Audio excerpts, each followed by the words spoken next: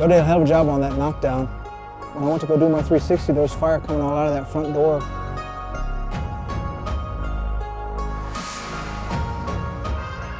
Joe had almost all of it knocked out, and we're already in that back bedroom.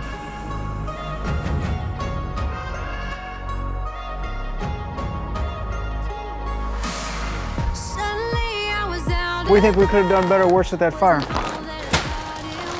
I think we could have got through the door a little better.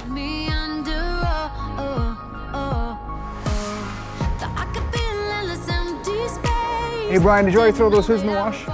Yeah, I got him in the wash. It's taken care of. Awesome, thank you brother, I appreciate it. I already called dispatch, they got us out of service for an hour. We'll go rinse off and change uniforms, and then we'll meet back out here and get back in the game. Got nothing up my sleeve, 'cause it's all just a dream, living in a fantasy you make.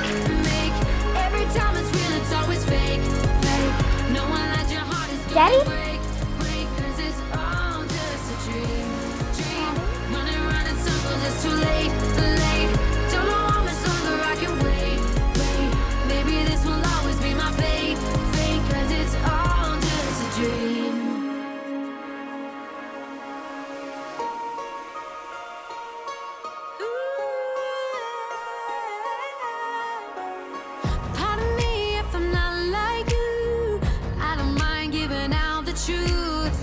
The smoke has got you saying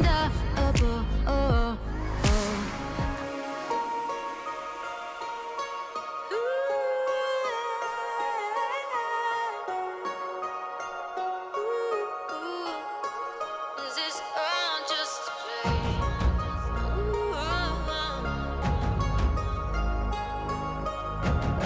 My name is Anissa Waltonson. My father passed away from cancer when I was 10 years old.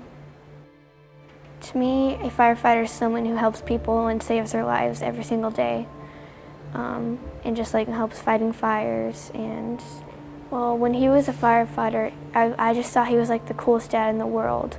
Like, he was a firefighter, and like that was just so amazing to me. Like, I was always telling my friends, yeah, well, my dad's a firefighter. Like, what's yours? And they would always try to beat me in theirs. So he would like take us to the fire truck, and we got to like ride in it, and it was just really, really fun because we were like really little, and it was great. We were like, I can't believe I could get to go in a fire truck. Well, my mom, I was in the car with my mom, and she said, Nisa, Dad might be getting cancer. And that in my mind, like my mind just like blew up. I was just like, I just like couldn't handle it. Just like, I was thinking about like what could happen to our family if he did. Yeah, I was just like, at first she knew that there was gonna be a miracle, but then it just like slowly started to go away. And then, so. It was really hard whenever he first got it, because he had to like run to the bathroom a lot because he was throwing up, because like his throat was like, there's something in his throat and his esophagus. And it was just really hard to see him leave when we were doing stuff. It's just, just really mind-blowing. And it was really hard because whenever he had got cancer, we couldn't really spend much time with each other because he had to go back and forth to Houston, which is like 4 hours away, so it was really hard. Whenever he like couldn't like walk or talk and he had to be like in his bed, it was really hard. I was like, this is probably like he might not live, and it's just really hard. Scary, the fact that you're thinking about life without your dad. Whenever other kids talk about their dads, it's just really hard for me because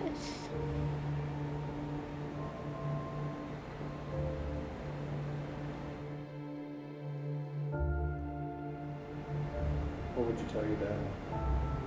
I would probably say, I miss you, and I wish I could go back in time. I'd probably find a way to like change it where he wouldn't have cancer somehow. If my dad had a time machine, and to go back in time for him to have like another job, I think that he would probably still be a firefighter because I know how much he loved his job. And I couldn't think of any other life without him being a firefighter. I say just like you should really do this, because if you don't, then it could like result in like a very bad thing. You could get cancer and possibly die, and it's just really hard for you and your family. So I think that like if this can put your life at risk, then you should like definitely like stop it from happening, and like just keep it clean. Yeah, my brother Isaac, he's gonna try to be a firefighter, and I think that's like really great for him. But I think he should like be safe and be clean. I have lived through this, and it's just so hard. Like, I don't want anyone to go through this, because I know. And you like have to do this, because if you don't, you could get cancer. And trust me, it's terrible. So. My name is Danyana Vera, and my father passed away from cancer when I was 10 years old. When he first got diagnosed, it was like the worst thing ever.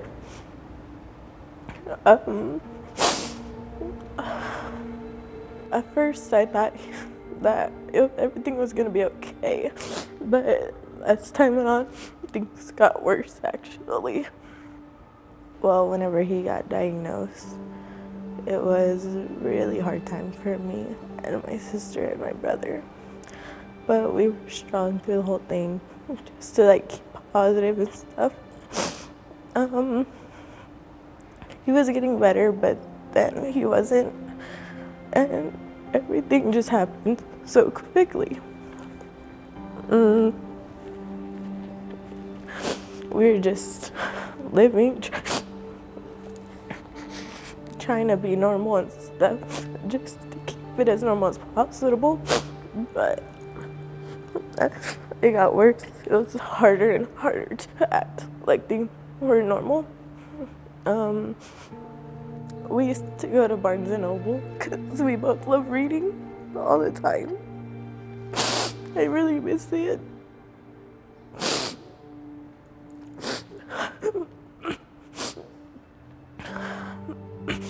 It was our favorite thing to do, just us. I just try to keep positive and remember him as much as I can.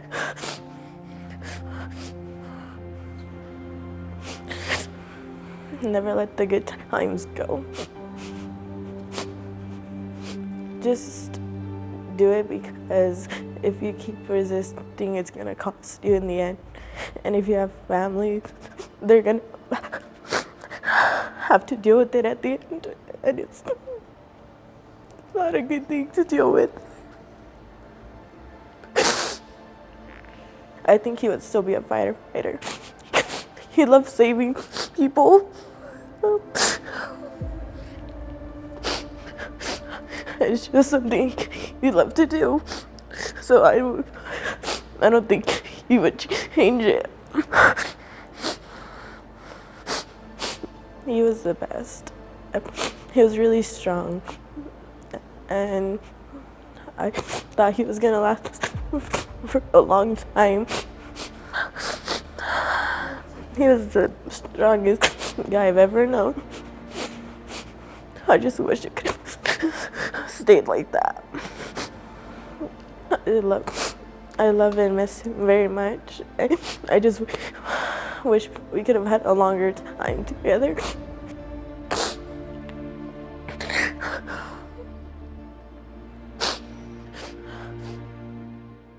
My name is Veronica Vera, widow to Daniel Vera Jr. I have 3 kids. My son is 18, Juan. Daughter Danyana is 15, and Sophia is 10. My name is Andrea Turk. I was married to Lieutenant Casey Turk. He was in the fire department for 23 years and was diagnosed with GBM, which is a glioblastoma, a brain tumor.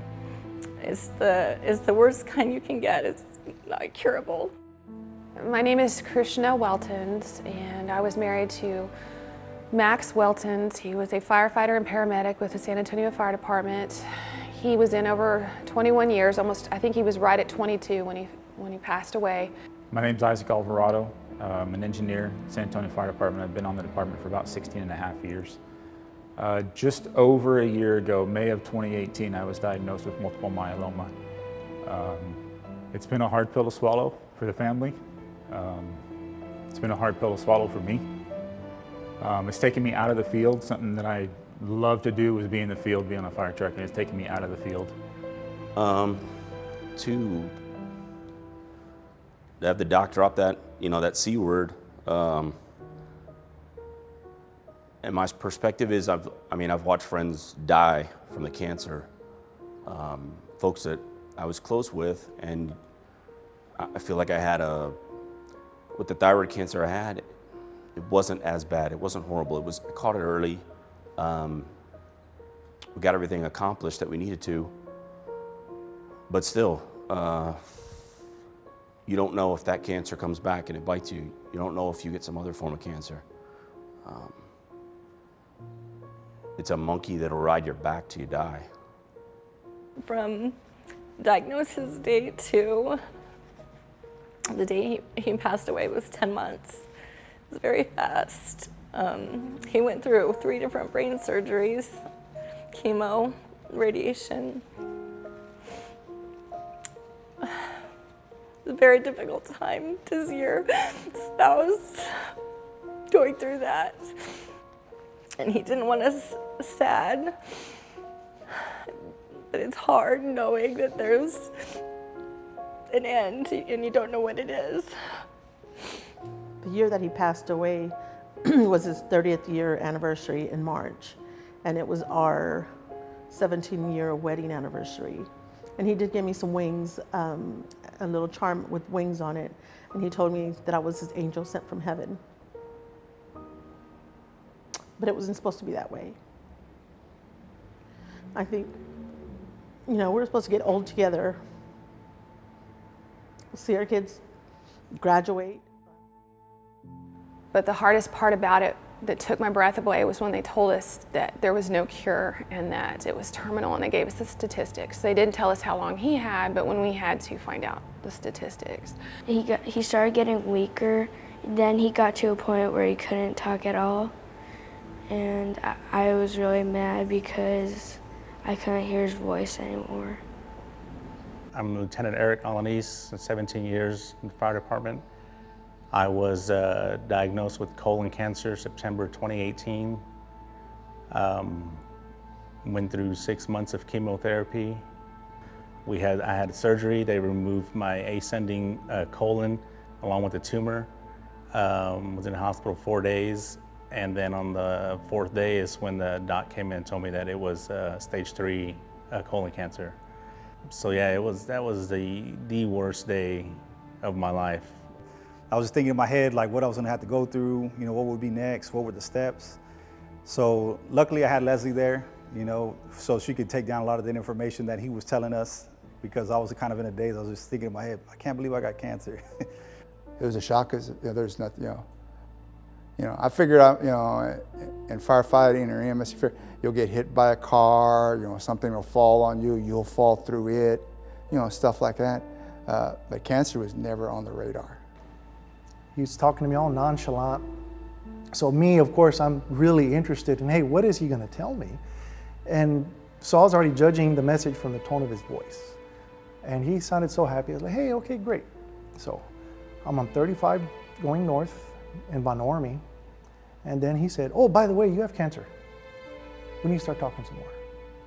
And my heart sank. So yeah, I felt kind of like, hopeless to a certain extent.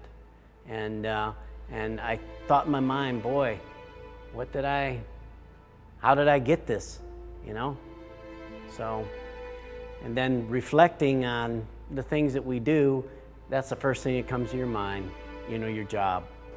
When I came in, we didn't have any clue on what was going on with what could be exposed to us in the cab. And, everything we see in the fire, we're taking back with us, and we're just, implanting it in the cab so it's there for everybody to share after that. Clean Cab Initiative, well, it should help prevent that kind of exposure across the board. I mean, we're 3 different shifts and everybody was getting exposed to the same products of combustion. You know, whatever they get exposed to in the fire sticks to their coats and their skin and their boots, and they're leaving that in the cab for the next guy to enjoy. I mean, you're getting exposed and not even knowing you're being exposed. The times have changed. You know, in the past there weren't so many plastics that were burning and so many synthetic materials burning. And since that is the case, you know, in homes and businesses and cars, those are toxins that are going to be directly absorbed through the skin or, you know, inhaling. And so because times have changed for all of us and there are more carcinogens in our environment, then we need to implement more safety measures. It's important. My name is Ruben Mesa. I'm a hematologist who focuses on chronic leukemias, and I'm the director of the Mays Cancer Center at UT Health San Antonio MD Anderson. We all have some risk of developing cancer in our lifetime, and there are times that we're exposed to certain things in our environment, whether it be through work or the general environment, that might increase the risk of us developing cancer. Our carcinogen is a term that refers to anything that increases the risk of us developing cancer. One very specific set of carcinogens are things or the byproducts of things that are burning.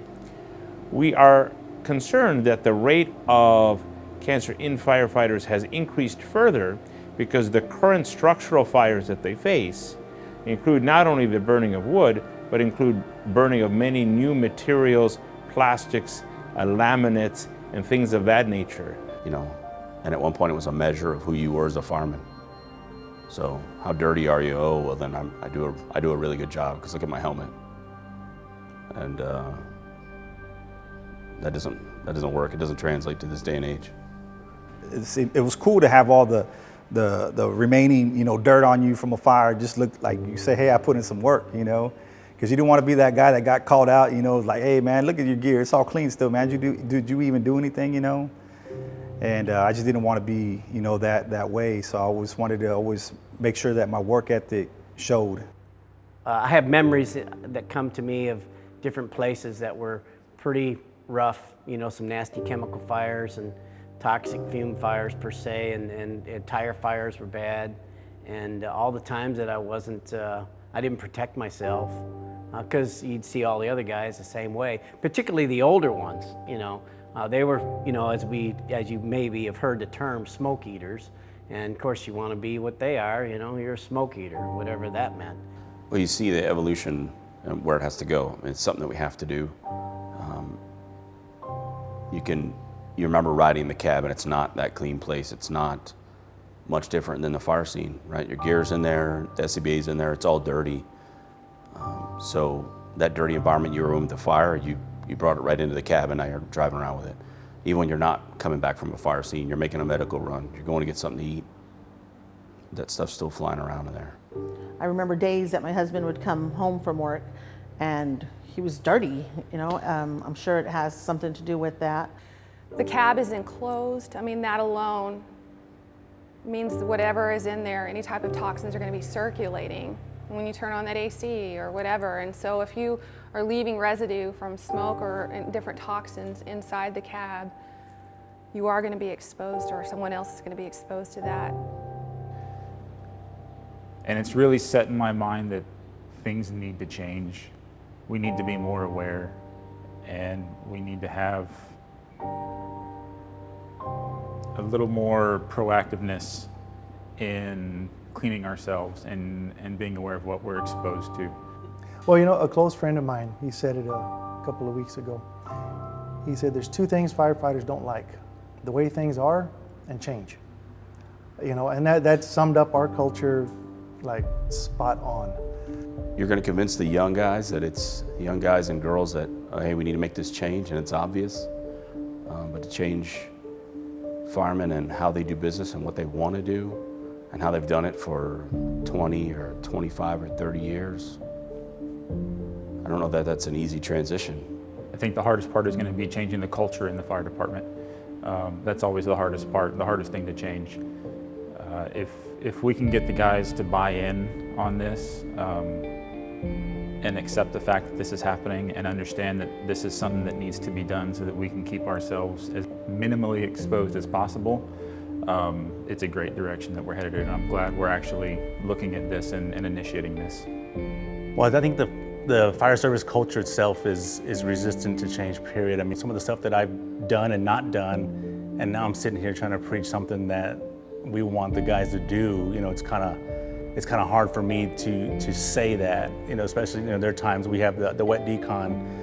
I can sit here and say I didn't do it after every structure fire, but yet I'm here gonna harp and push on this clean cab initiative for guys who do it, you know, after the fact, you know, kind of Monday morning quarterbacking. But I just think the guy, like I said, we gotta have everybody on board to accept this change and to realize that it's not just a change in service delivery.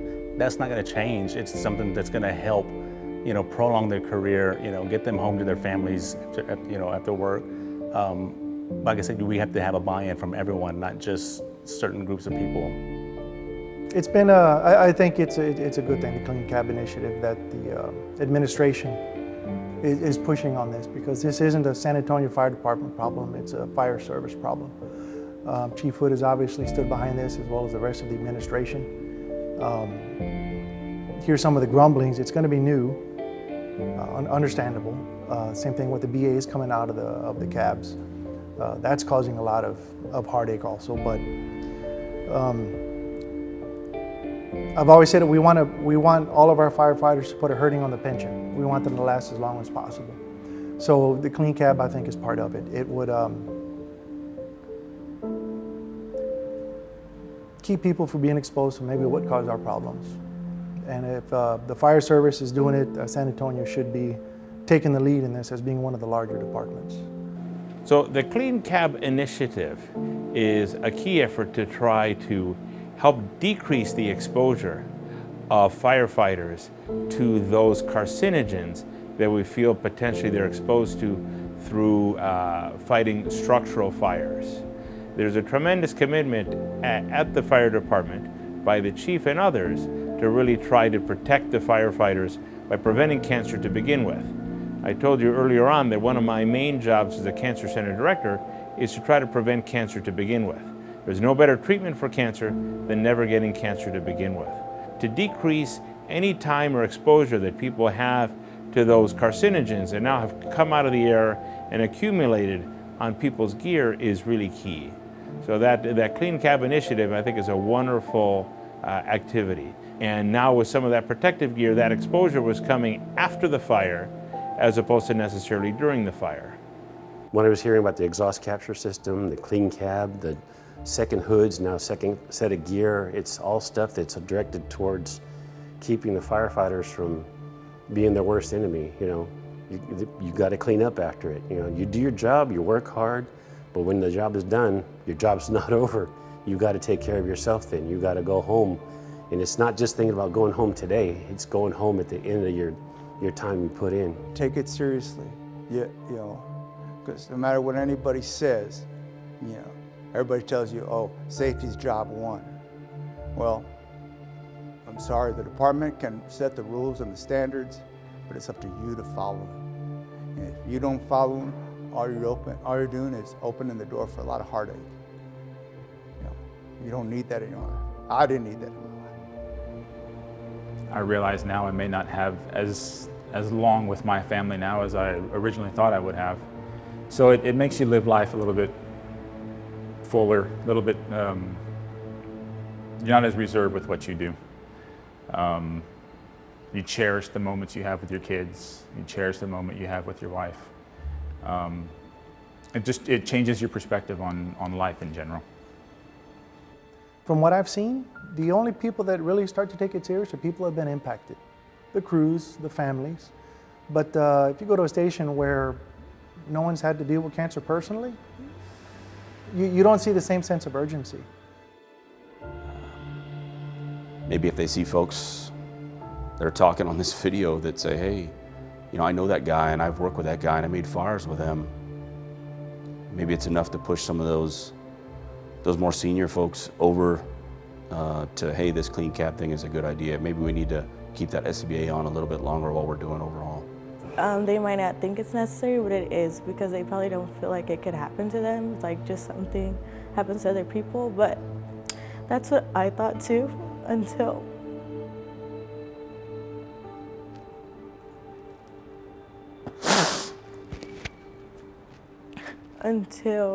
my dad got diagnosed with cancer. After I came out of my coma and felt sorry myself for 1 or 2 days, I told myself, this is not the way I'm gonna let my kids remember me. You know, I've had people tell me, well, at least he didn't go suddenly. You know, they've lost someone suddenly, and I agree. At least he didn't go suddenly, and we had that time together, but I had to watch him die, and I had to watch him die, and we all did, a horrible, slow death from this cancer. And so, even if it's an inconvenience, if it helps to prevent this in anyone, it is a good measure. You do not want to die this way. It can cost you your life in the end, like it did my husband's. So as a long-standing healthcare worker and physician, I get it. The change in the workflow can sometimes be a hassle. Things can take a little bit longer. In our field, long ago, people never wore gloves. That over time we realized were really important, both in terms of protecting ourselves and protecting those around us. So although they kind of seemed like they took more time in the beginning, as we got used to them, didn't end up being a big deal, but really made a big impact in terms of preventing the spread of disease, either to ourselves or to our loved ones. We clearly now know much more about the byproducts of the fires that you fight and how harmful they can be to you. So I would really encourage everyone, from the new cadet to the person who's been around for a long time, that although these things sometimes seem like they might take more time or they're more hassle, they're really about protecting yourself, but they're also about protecting your colleagues. I know all of you are really incredibly brave individuals. You know, wouldn't leave a person behind if they were fighting a fire or were struggling as they were working alongside you during a fire. This is a similar thing. You're doing this, you're going through that extra hassle so that the people who are in the cab with you, you know, are not exposed to those things, and so that they're safe, and so that their family members get to enjoy their father or mother or sister for the rest of their lives. Now, I got my next set of goals are to see the kids get married and the grandkids. You want to just, part of you wants to just fall apart, but what are you gonna do? You know, life is going on with or without you. So let's jump on the train and ride this as long as we can ride it. You know, it's gonna be inconvenient to have to get that second set of gear at 3 in the morning. It's gonna be inconvenient to hose down all those SCBAs and wash everything off on scene.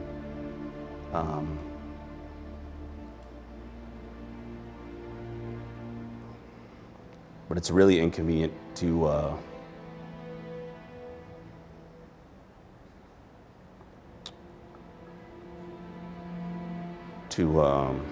tell your kids you got cancer and you don't know how long you're gonna live. That's pretty inconvenient. So if you gotta spend another hour in the middle of the night deconning something so you get another 10 years out of life.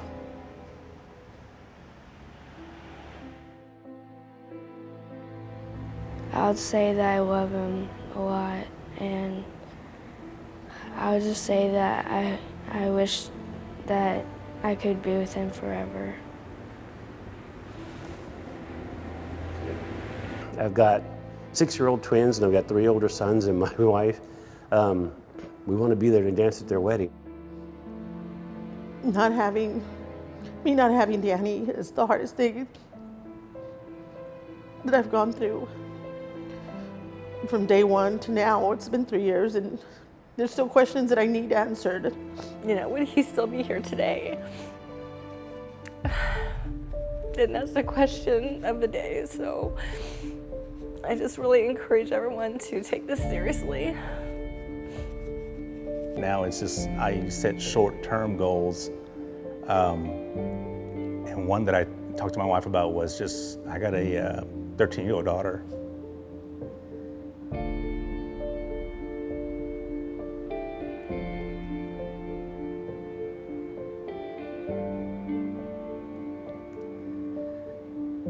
And right now, the goal is to see her graduate.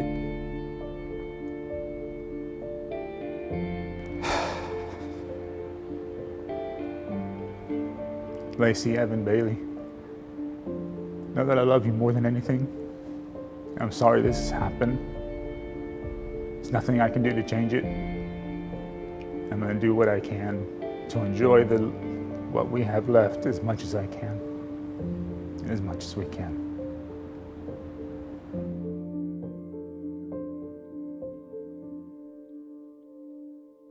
Casey Turk, Woody Woodcock, Danny Vera, Max Weltons, all gone.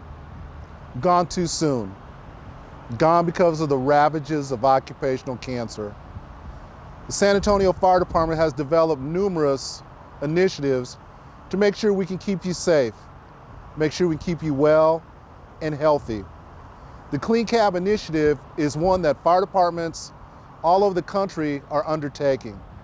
What that means is those SCBAs are going to be coming out of the cabs of apparatus throughout the country and going into compartments.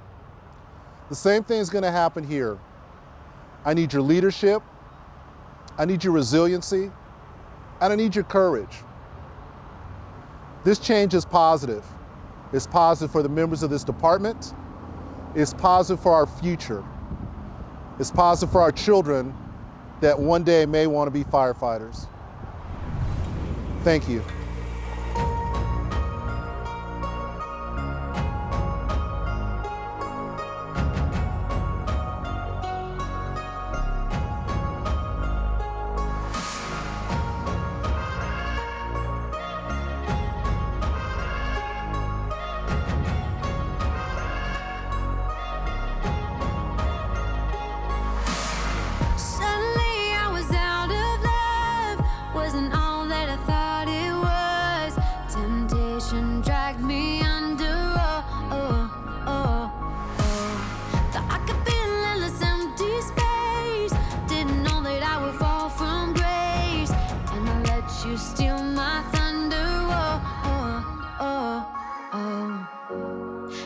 It's easy to believe our reality is an illusion. I got nothing up my sleeve, 'cause it's all just a dream, living in a fantasy you make. Every time it's real, it's always fake. No one that your heart is gonna break, 'cause it's all just a dream. Running around in circles, it's too late. Don't know how much longer I can wait. Maybe this will always be my fate, 'cause it's all just a dream.